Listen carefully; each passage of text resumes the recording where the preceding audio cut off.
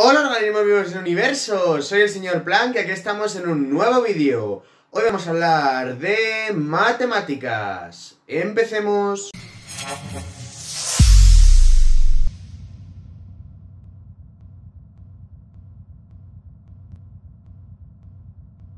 Y bien, seguimos aquí con la lista de vídeos de álgebra. Bueno, como supongo que vosotros como audiencia ya os habréis dado cuenta, he intentado hacer una cosa demasiado grande para lo que soy capaz de hacer en cuanto a tiempo y tal, y me he dado cuenta que el que mucho abarca poco aprieta, ¿no? Entonces yo tengo un tiempo que le dedico a YouTube, que no es mucho, que es el que puedo, y claro, si intento subir este gran contenido, no voy a reducir el temario tampoco de lo que planeo explicar aquí, pero si yo soy demasiado metódico a lo mejor y me dedico a demostrar absolutamente todos los teoremas y todas las cosas que pongo, y me he dado cuenta de que eso no es viable, ¿vale? Así que voy a demostrar aquellos teoremas o aquellas proposiciones que sean o muy importantes o cuya demostración pues os sirva de algo, sirva para aprender un método importante o algo así, ¿vale?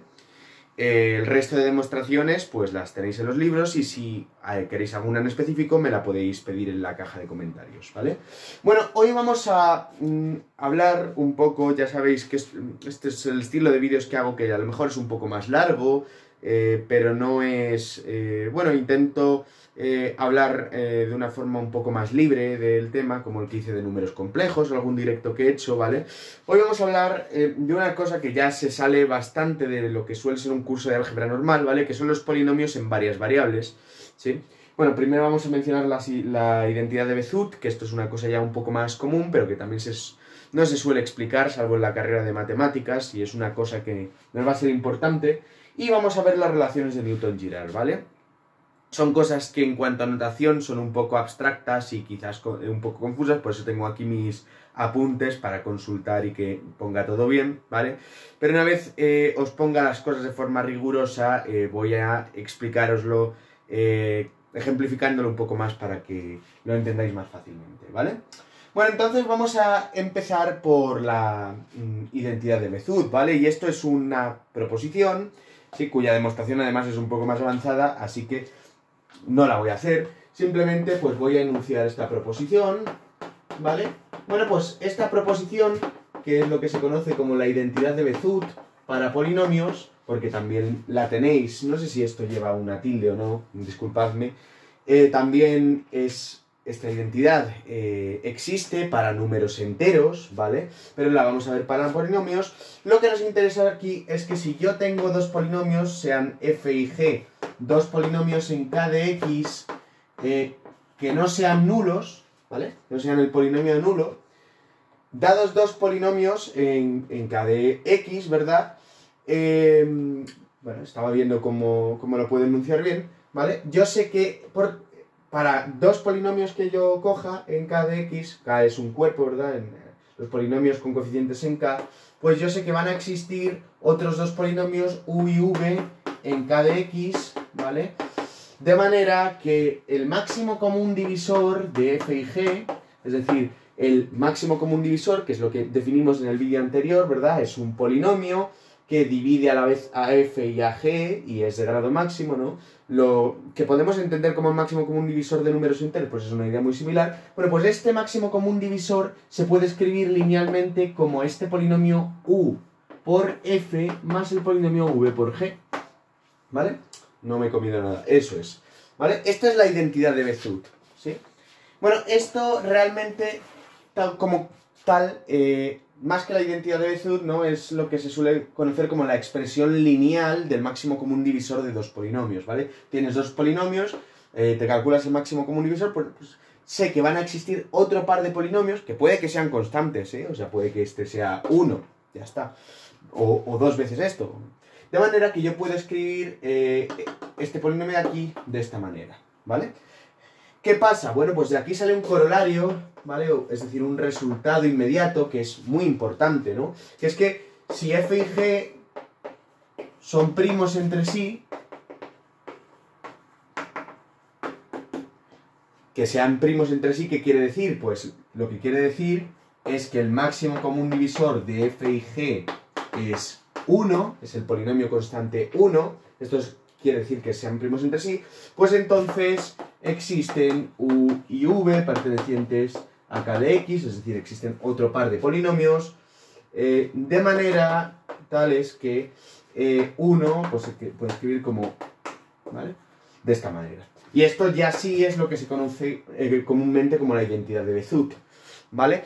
Es decir, si yo tengo... Bueno, esto es evidente, ¿no? Aquí, en el caso en el que los dos polinomios sean primos entre sí, el máximo común divisor es el polinomio constante 1. En este caso yo puedo escribir el polinomio constante 1 como combinación lineal de esta manera, ¿verdad? De los polinomios f y g. Bueno, todavía no hemos hablado de combinaciones lineales, porque no hemos hablado de espacios vectoriales, ya hablaremos, ¿vale?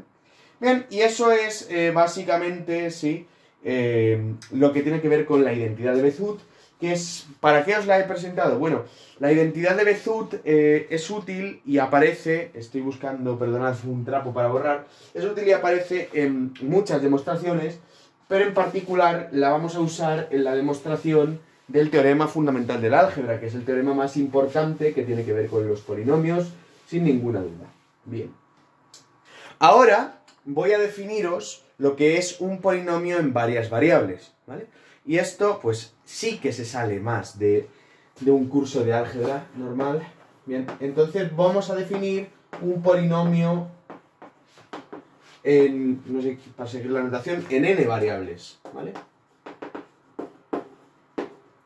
Bueno, pues, si nosotros tenemos un cuerpo, ¿ve?, sea K un cuerpo, ¿verdad?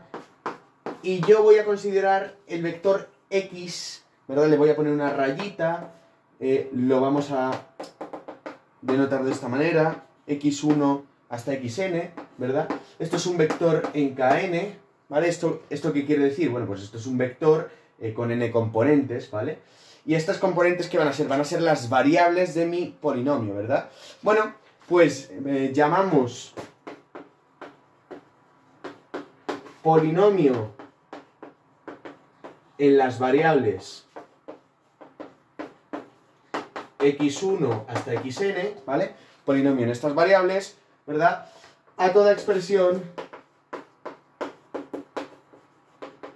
del tipo, bueno, pues f como una suma con unos ciertos coeficientes veces x1 hasta xn, ¿verdad? Elevado a unos ciertos exponentes, ¿vale? ¿Sí? Este es otro vector, ¿sí? Donde aquí, bueno, pues esto es un vector mu n que pertenece a nn, ¿vale? Vale, voy a explicar lo que significa esta expresión. Bueno, pues este es un polinomio en n variables, ¿de acuerdo? Esto es un polinomio en el que estos numeritos de aquí son coeficientes, ¿verdad? Esto es una suma, he puesto en mu vector.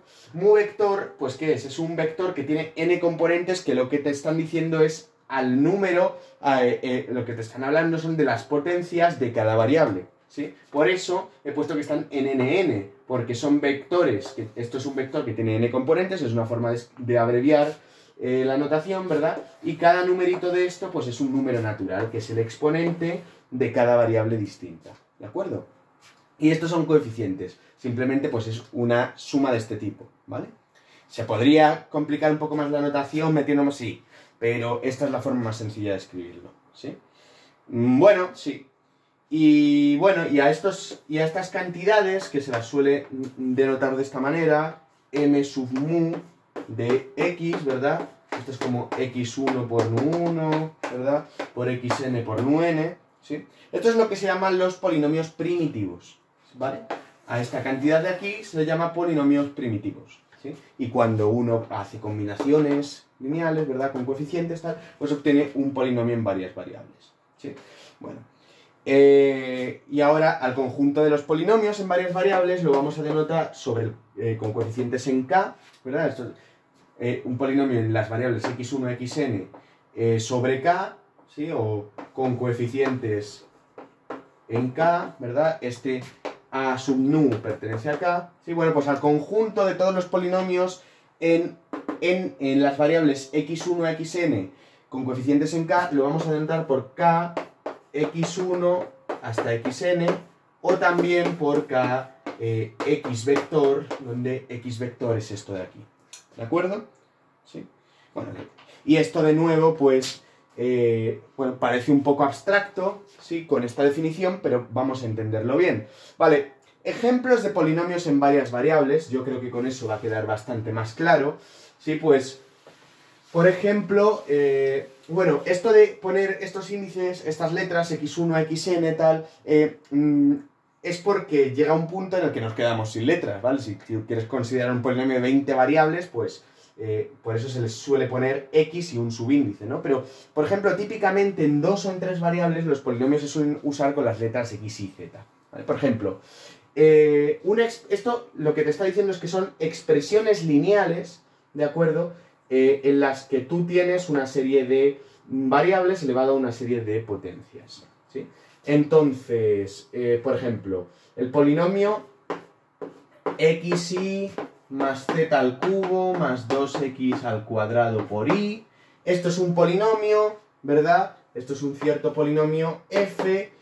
¿En qué variables? Bueno, pues esto es un polinomio con coeficientes en un cierto cuerpo. Por ejemplo, vamos a poner que son números reales los coeficientes. Claro, aquí hay 1, 1, aquí hay un 1 y aquí hay un 2, ¿verdad? Bueno, pues es un polinomio en R de ¿qué variables? X y Z. Fijaos, es una expresión en la que se suman, ¿verdad? En particular, ¿qué sería, no? Pues fijaos, aquí tendríamos x1, x2 y x3, ¿sí? ¿Qué pasa? Aquí no hay Z, eso significa que nu3, ¿vale?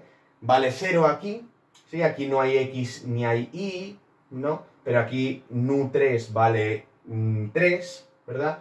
Y entonces, bueno, es una suma de este tipo, ¿vale? Esto es un polinomio en 3 variables. ¿Se puede extender a más? Sí, por ejemplo, xy más 2zt más 4t al cuadrado, g. Bueno, pues este es un polinomio en R de x y zt. Es un polinomio en 4 variables, ¿vale? ¿Sí? Bueno, pues son expresiones de este tipo, ¿vale? Ahora os podéis preguntar, y es una pregunta normal, ¿no? ¿Cuál es el grado de este polinomio, ¿no? Porque, claro, antes cuando tú tenías el polinomio x al cuadrado más 1, pues obviamente es de grado 2, ¿no? Porque es el grado máximo, la potencia máxima de la variable, ¿no? Pero aquí ahora tenemos varias variables, etcétera, y puede resultar un poco más lioso, ¿verdad? ¿Cómo nombrar el grado de un polinomio? Bueno, pues hay varias formas de denotar el grado de un polinomio en n variables, ¿vale? Hay, bueno, distintas, está el orden lexicográfico, pero nosotros, y vamos a utilizar el concepto más habitual de grado de un polinomio en n variables, ¿sí? Que es el ¿qué? Pues es el máximo de la suma de los grados, ¿verdad? De la suma de las potencias que hay en ¿cómo se llama? Bueno, en un polinomio primitivo, ¿no? Es decir, en cada subpolinomio que tenemos aquí, ¿no? Entonces, por ejemplo, este polinomio de aquí, ¿verdad? Me voy a explicar, vais a entenderlo. Este polinomio de aquí, ¿qué grado tendría? Pues es el número máximo, ¿no? Fijaos, aquí tenemos un x de grado 1, pero aquí tenemos un y de grado 1. Este término sería de grado 2. Ahora aquí tendríamos un x al cuadrado y aquí un y elevado a 1. Este término sería de grado 3. Y este también es de grado 3. Luego f tiene grado 3, ¿vale? O sea, en el caso, en los sumandos en los que hay productos de variables distintas, pues hay que sumar las potencias de cada variable, ¿no? ¿De qué grado sería? Pues aquí tenemos grado 2, aquí tenemos grado 2 y aquí tenemos grado 2, pues de grado 2, ¿vale? El máximo. Por ejemplo, el polinomio xy más z, ¿vale? El polinomio h, xy más z, tendría grado 2 también, porque esto es de grado 1 y esto es de grado 1 más un grado 1 de aquí, ¿no? Grado 2, ¿de acuerdo? Sí, bien. Entonces, bueno, estos polinomios obviamente se pueden evaluar, al igual que el resto de polinomios, ¿verdad? En este caso en las variables, ¿no? Por ejemplo, el polinomio, este que he escrito aquí, ¿no? El polinomio h, lo puedo ver como una función, ¿no? H de x y z, ¿no? Xy más z, ¿verdad? Bueno, pues aquí cuando yo aquí lo puedo sustituir en un valor para cada variable, ¿no? Por ejemplo, cuando la x vale 1, la y vale 1 y la z vale 1, pues yo aquí tengo la evaluación, que es sustituir la x por 1, la y por 1 y la z por 1 y hacer la operación correspondiente. En este caso, h en el punto 1, 1, 1 vale 2. Lógico, ¿vale? Bueno, pues estas son las definiciones de polinomio en varias variables. Bueno, pues un polinomio en varias variables admite ciertos teoremas que vamos a ver ahora y que nos van a llevar a poder demostrar el teorema fundamental del álgebra al final. Bueno, antes de seguir con teoremas, ¿vale? Vamos a hablar de polinomios simétricos, ¿sí? Entonces, vamos a definir lo que es un polinomio simétrico, ¿vale? Y voy a primero de nuevo usar la notación un poquito más formal y luego os lo voy a explicar ejemplificándolo, ¿no? Entonces, bueno, si yo tengo un polinomio en estas variables, x1 y xn, ¿vale? Bueno, pues decimos que este polinomio s es simétrico si pasa el qué. Bueno, pues si al cambiar de orden las variables, el polinomio permanece inalterado. Ahora me explico, ¿vale? Bueno, pues, por ejemplo, ¿cómo lo ponemos, no? Decimos que s es simétrico si, pues, s de x1 hasta xy menos 1, xy más 1, xj menos 1, xj más 1, hasta xn, ¿vale? O sea, yo tengo el polinomio con todas las variables y ahora lo que quiero hacer va a ser cambiar esta xy por esta xj, ¿vale? Sí. Es decir, si este polinomio simétrico es igual si yo cambio la variable y por la variable j, ¿vale? x1, xy menos 1, xy más 1, xj menos 1, xj más 1, hasta xn, ¿vale? Si este polinomio, decimos que este polinomio es simétrico si al cambiar una variable por la otra, al intercambiar sus posiciones en el polinomio sigue siendo el mismo para todo y distinto de j, ¿vale? Sí. Vale, bueno, es bastante sencilla la definición, ¿no? Por ejemplo, caso de polinomio simétrico y caso de polinomio no simétrico. Bueno, caso de polinomio simétrico. Pues, por ejemplo, el polinomio f, x, y más xz, ¿vale? Este es un polinomio... Este es un polinomio simétrico... No, este no es un polinomio simétrico, perdona. X y z, este es un polinomio simétrico, ¿vale?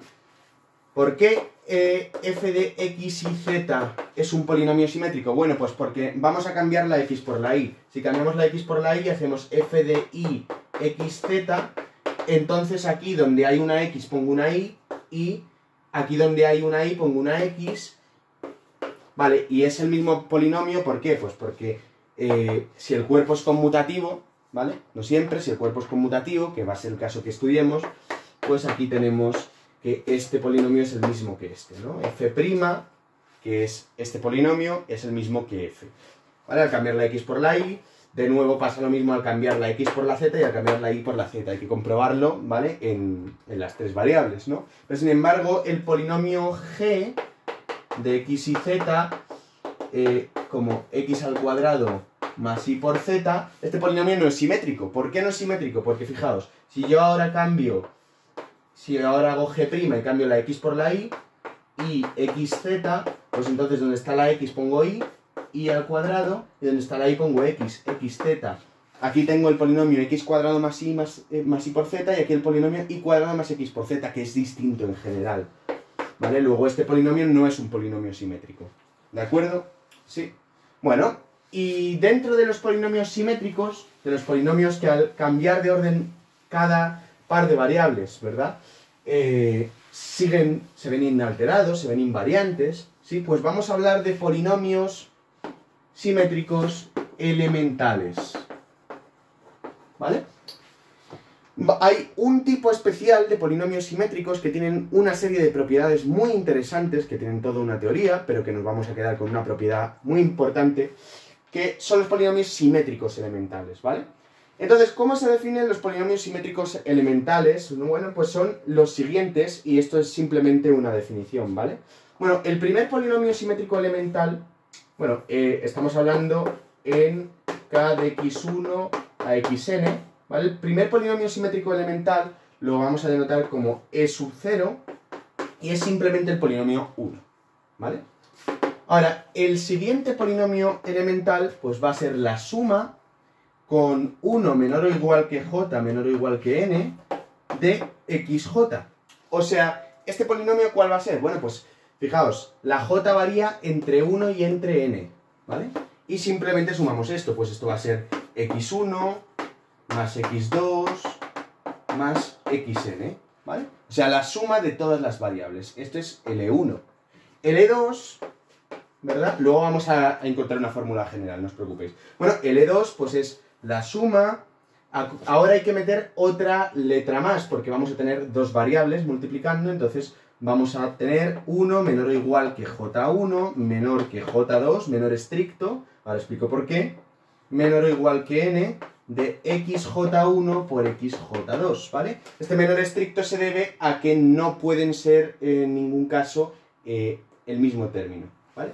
Entonces, ¿qué hacemos? Pues sumamos, ¿vale? Desde j1 hasta n, ¿no? Siempre que j1 sea menor que j2, ¿vale? Es decir, en x1, cuando aquí j1 valga 1, aquí podemos sumar con todos. ¿Por qué? Porque tenemos x1 por x2 más x1 por x3, así hasta x1 por xn, ¿vale? Luego con x2 ya empezamos, ya no cogemos aquí el x1, cogemos uno estrictamente mayor, el x3, y así hasta xn, ¿vale? Y así seguimos hasta que al final llegamos al término xn menos 1 por xn, ¿vale? Este es el e sub 2. Bueno, pues como podéis imaginar, el e sub 3 va a ser la suma desde 1 menor o igual que j1, menor estricto que j2, menor estricto que j3, menor o igual que n, de xj1, xj2, xj3, que es seguir la misma lógica, ¿vale?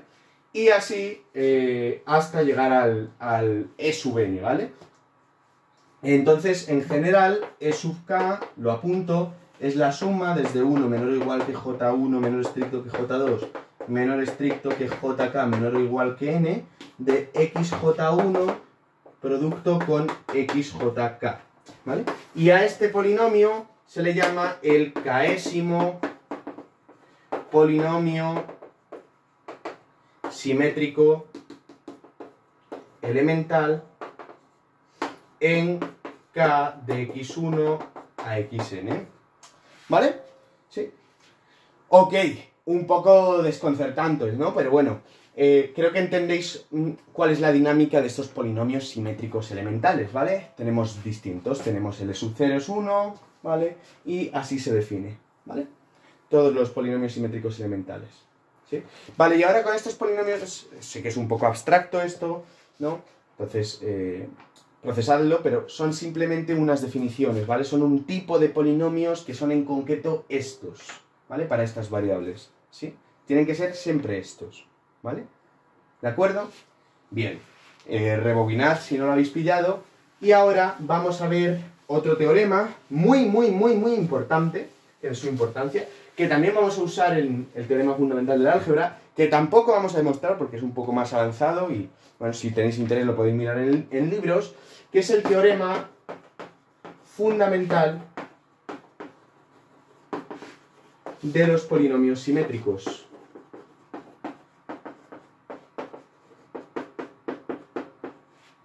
¿Vale? Teorema fundamental de los polinomios simétricos lo que me dice es que cualquier polinomio simétrico se puede descomponer como un polinomio evaluado en polinomios simétricos elementales, ¿vale? Voy a escribirlo bien, ¿vale? Entonces decimos, sea S en k de x1 hasta xn un polinomio simétrico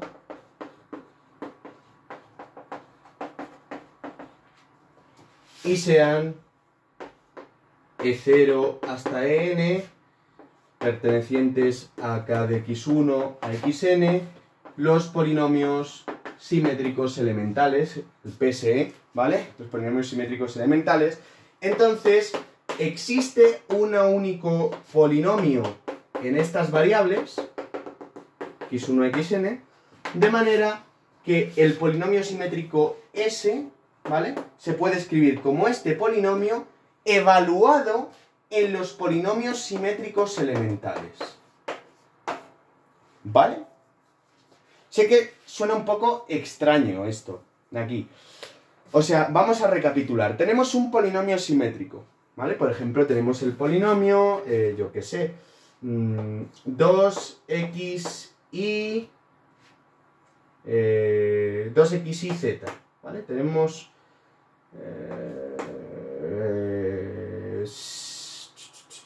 2x y z, o sea, este es simétrico, pero estaba buscando a ver si pueden meter uno un poco más complicado.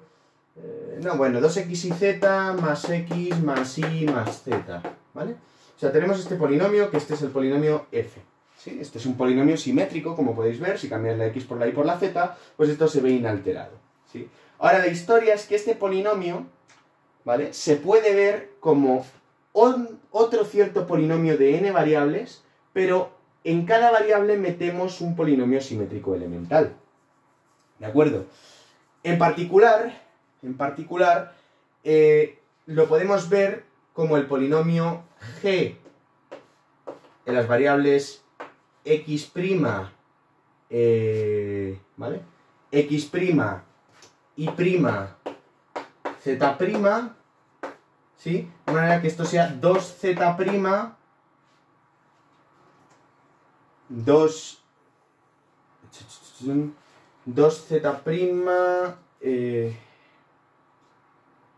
sí, eso es, 2z' más x'. Y ahora explico, ¿vale? Si yo ahora este polinomio lo sustituyo en los polinomios simétricos elementales, me devuelve este. Fijaos, si ahora hago g de e0, e1 y e2, ¿vale? Si yo hago esto de aquí, ¿qué es lo que obtengo, no? Bueno, perdona. En este caso, pues lo voy a sustituir en e1, e2 y e3, ¿vale? Vale, pues si yo hago esta sustitución, ¿qué me queda? E1, si recordáis, es x más y más z. ¿Y esto dónde está? ¿Dónde está x'? Vale, pues aquí metemos x más y más z. Y z y' no aparece. ¿Y z', qué es? Pues z' es e3, ¿verdad? Bueno, podríamos haber metido una variable más si quisiéramos meter el e0, pero lo voy a hacer así directamente. Z', ¿vale?, lo hemos puesto en la posición del e3, ¿sí? ¿Y el e3 cuál era? Pues era, al final, todos los productos que había, ¿no? O sea, era el e3, era la suma de 1 menor o igual que j1, menor que j2, menor que j3, menor o igual que n, xy, xj1, xj2, xj3, en este caso solo hay un sumando, porque n vale 3, ¿verdad? Y en este caso es el sumando x1, x2, x3, o sea, x y z, con lo cual esto es 2 veces z' y z' es e3, y e3 para n igual a 3 es x y z. O sea que fijaos que sustituyendo en este polinomio que tiene otras variables distintas, ¿vale?, y estas variables distintas son sustituidas por polinomios simétricos elementales, hemos recuperado el polinomio f. Y esto es aplicable a cualquier polinomio simétrico, ¿vale? Entonces, si nosotros tenemos un polinomio simétrico, siempre va a existir un único, esto se puede demostrar, un único polinomio, ¿vale?, en n variables, de manera que ese polinomio evaluado en los n polinomios simétricos elementales me devuelve el polinomio simétrico, ¿vale? Esto es una cosa muy heavy, en realidad, y es un hecho que vamos a utilizar en el teorema fundamental del álgebra. Y ahora vamos a acabar el vídeo, ¿verdad? Vamos a acabar el vídeo simplemente, pues, metiendo otras relaciones u otras identidades, ¿vale?, que tienen que ver también con los polinomios en varias variables, que son las relaciones de Newton-Girard, ¿vale? Bueno, pues las relaciones de Newton-Girard son las siguientes, ¿vale? Y esto lo voy a enunciar como una proposición, ¿vale?, que son las relaciones de Newton-Girard. ¿Qué pasa? Las relaciones de Newton-Girard lo que nos van a permitir va a ser relacionar las raíces de un polinomio con ciertos polinomios simétricos elementales, ¿sí? Bueno, y nos dicen, ¿qué nos dicen? Bueno, pues me dice que si yo tengo un polinomio normal en una variable, ¿vale? En k de x, ¿sí? De la forma f igual a x menos alfa 1 por x menos alfa n, ¿vale? O sea, tengo un polinomio que en este caso está descompuesto completamente, ¿no? Como factores lineales, ¿sí? Puede que aquí pues fuera x menos alfa 1 por g, por otro polinomio, nos da igual, ¿vale? Pero el caso es que tenga estas raíces, ¿sí? Un polinomio que tenga las raíces alfa 1, alfa n. Cuando yo lo opere, pues me va a quedar una expresión de este tipo, ¿no? an por xn, sumo hasta a1 por x y hasta a sub 0, ¿no? Bien, pues cuando yo tengo un polinomio de esta forma, las relaciones de Newton-Girard me dicen que se tiene lo siguiente. Se tiene que los coeficientes de este polinomio, el coeficiente an menos k de este polinomio de aquí, está relacionado con sus raíces. ¿De qué manera? Pues está relacionado como menos 1 elevado a k por el polinomio simétrico elemental késimo evaluado en las raíces alfa 1 hasta alfa n. ¿De acuerdo? ¿Sí? Donde e sub k pues es el polinomio simétrico elemental en las variables x1 a xn. Esto es muy heavy, ¿vale? Esto es muy heavy. Lo que nos está diciendo es que si yo tengo un polinomio que tiene estas raíces, ¿vale? Y yo luego este polinomio lo puedo ver, ¿verdad? Como o sea, lo que me está construyendo son los coeficientes del polinomio a partir de sus raíces. ¿Y qué relación siguen? Pues esta en concreto es menos 1 a la k por el polinomio simétrico elemental késimo evaluado en alfa 1 a alfa n. Este es un polinomio en n variables, pero fijaos que este es un polinomio en una, ¿vale? Vamos a hacer un ejemplo para que lo veáis. Imaginaos que yo tengo el polinomio f en una variable, estamos hablando, ¿no? X más 1 al cuadrado, ¿de acuerdo? Que x más 1 al cuadrado es x más 1 por x más 1, ¿sí? Por x menos 2. Entonces, bueno, ¿qué raíces tengo? Pues tengo las raíces menos 1, que es doble, y la raíz 2. Vale, pues vamos a construir los coeficientes del polinomio que resulta de operarlo. Bueno, pues vamos allá. N, en este caso, ¿cuántas raíces hay? Hay 3 raíces en total, da igual que sean distintas o no, pero hay 3 factores lineales, entonces n vale 3, ¿no? Luego estamos calculando todo el rato a 3 menos k. Ahora vamos a calcular primero a sub 0. Bueno, vamos a ir variando k desde 0 hasta n, ¿no? Bueno, pues si ahora imponemos k igual a 0, tenemos a sub 3, ¿verdad? Que es el coeficiente cúbico, pues esto me quedará, de sustituir k igual a 0, me queda menos 1 elevado a 0, que es 1, por el polinomio simétrico elemental e0, evaluado en qué raíces, pues en menos 1, esto es menos 1, recordemos, menos 1, 2, ¿vale? Pero el polinomio simétrico elemental 0 es por definición 1, ¿vale? O sea, menos 1 elevado a 0 es 1, y e sub 0 es por definición 1, luego a sub 3 me queda 1, ¿vale? Eso me va a quedar un polinomio mónico, ¿vale? Vale, a sub 2, pues es aquí poner k igual a 1, porque es 3 menos 1. Luego esto es menos 1 elevado a 1 por e1 de menos 1, 2. Pero menos 1 elevado a 1 es menos 1, y e1, ¿qué es? Pues es el polinomio x más y más z, ¿vale? X más y más z, pero ahora lo evaluamos en menos 1, 2, ¿sí? O sea, lo he puesto así para indicarlo esta vez. Entonces, sustituyendo me queda menos, y aquí me queda menos 1, más 2. Menos 1 es 2, más 2, 0. Luego el coeficiente, no sé si se ve, pero este coeficiente a sub 2 me queda 0. No hay término al cuadrado, ¿vale? Bueno, a sub 1 es como poner aquí k igual a 2, 3 menos 2. Entonces tengo menos 1 a la 2 por e sub 2 de menos 1, 2. Esto es 1, ni lo pongo. Y e sub 2, pues será los productos con J1 menor estricto que J2, ¿no? Luego tenemos dos productos. Bueno, XY más XZ más YZ. Estos son los tres productos. Esto es e sub 2 para este caso y ahora me queda evaluarlo, ¿vale? Y si lo evalúo, lo voy a poner directamente. Aquí tengo menos 1 por menos 1, esto es 1. Aquí tengo menos 1 por 2, esto es menos 2. y por z aquí tengo menos 1 por 2 también, o sea, esto es menos 2, luego esto es menos 4 y 1, menos 3, ¿vale? Este coeficiente es menos 3, y ahora a sub 0, ¿sí? A sub 0 es menos 1, y ahora k vale 3, y ahora esto es e sub 3 en menos 1, 2. Vale, pero e sub 3, ¿verdad? En este caso, pues será x por y por z, luego esto es menos 1 al cubo, que es menos 1, y ahora el producto de los 3, ¿no? Que es menos 1 por menos 1, 1 por 2, 2, o sea, menos 2, ¿vale? Entonces, según esto de aquí, ¿vale? Este polinomio f, ¿verdad? Debería quedarnos a sub 3 vale 1, entonces x al cubo, a sub 2 vale 0, no tiene término cuadrático, a sub 1 vale menos 3, o sea, menos 3x, y menos 2, ¿vale? Este debería ser el polinomio. Bueno, vamos a ver, vamos a operar esto. Primero operamos los dos factores. Bueno, esto es lo mismo que x más 1 al cuadrado, luego esto es x al cuadrado más 2x más 1, y ahora por x menos 2. Y ahora, bueno, pues vamos a hacer estos productos, ¿no?